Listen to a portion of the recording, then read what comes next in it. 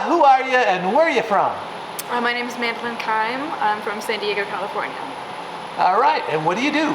I work here at a hostel called Hostel International in downtown San Diego.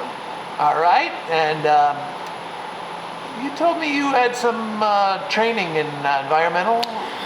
Yeah, well, I got my degree in recreation, parks, and tourism, but I've always kind of had a side interest of the environment, and I liked focusing on how the tourism industry can impact and make a change within the environmental industry.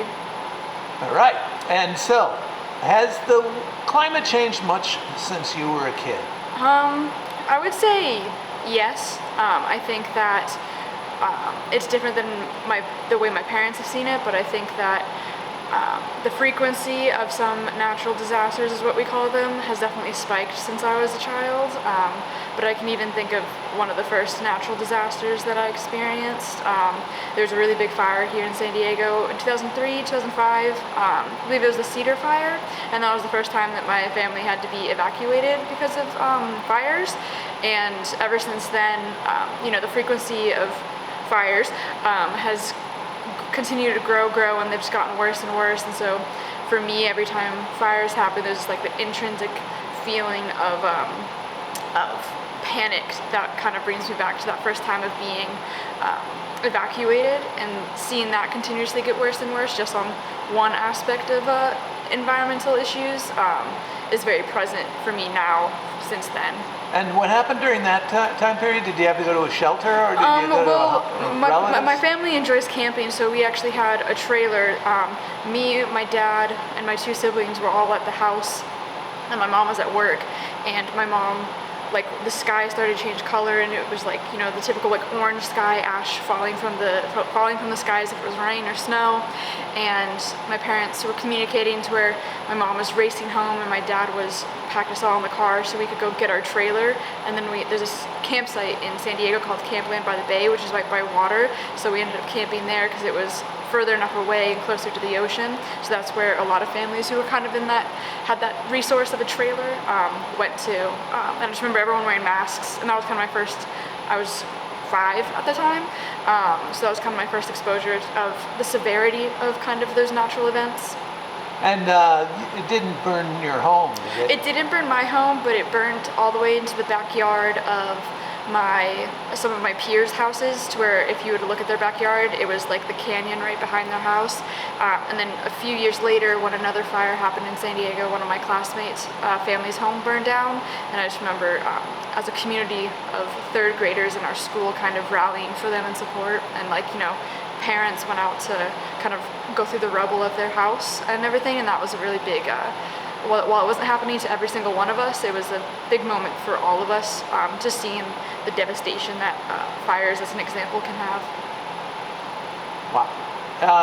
So on an everyday basis, do you think about climate? And if you do, where would you put yourself on a scale of 1 to 10, 10 being the most concerned? I would say, I think in random moments throughout the day, it pops up, kind of like I don't really know how to describe it in this sense, but if you've ever had like someone pass away in your life that was very important, you kind of always think about them every single day, whether it be small or large, every single moment, or just snapshots throughout the day. I would say that's kind of how I relate to thinking about climate change every day, is that whether it's seeing pieces of trash on the ground as one example, or hearing things on the news, all the way kind of on that two sides of the spectrum, it pops up, or it's like, how is this what I'm doing? Is it hurting the environment, affecting it in what type of way? So I really do think about it almost every single day in some type of aspect, grabbing a straw or something like that. And then the 1 to 10, what was the question again? Where would you put yourself on that scale, 10 being the most concerned? I would say honestly at an 8, because I don't feel like I have a constant anxiety every day of kind of what climate change and what's going on with the environment, but I do think that the optimism I do have kind of buffers those last 2 points, but it is definitely a very present thing every day that's being thought about. And finally, what about the future of climate?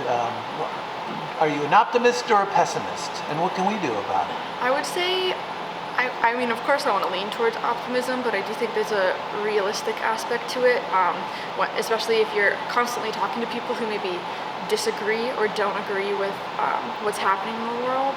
Moments like that, if you surround yourself with people with that mindset, there is a little bit of a dull aspect to it, but when you look on the broader sense and are seeing companies or organizations attempt to make a change, that is boosting and motivating to see.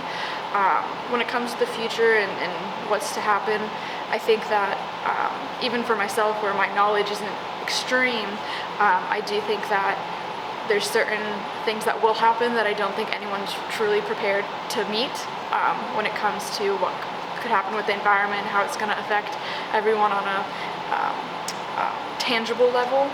Because I think one of the saddest parts about climate change is that the people who are impacting the environment the least are being affected the most. And I think that we're going to just continue to see that, and that's going to cause some really, really true harm as I grow up and further down the line. But you also have to have this sense of belief that something will happen, something will change, and there will be a positive direction. And you see that every day, whether it be companies that are getting B Corp certified or kids at school, trying to help in small ways. And so I think it's about seeing what you can control in your own world without trying to get too overwhelmed with the vast topic of it, because it is overwhelming. And so you're overall a pessimist? I would prefer to say overall an optimist, but I would say 60-40. I think that it's good to lead with optimism, with being truly a little bit realistic about what's happening. I think that realistic side tends to be a little bit more pessimistic. And what about the next generation and the next generation?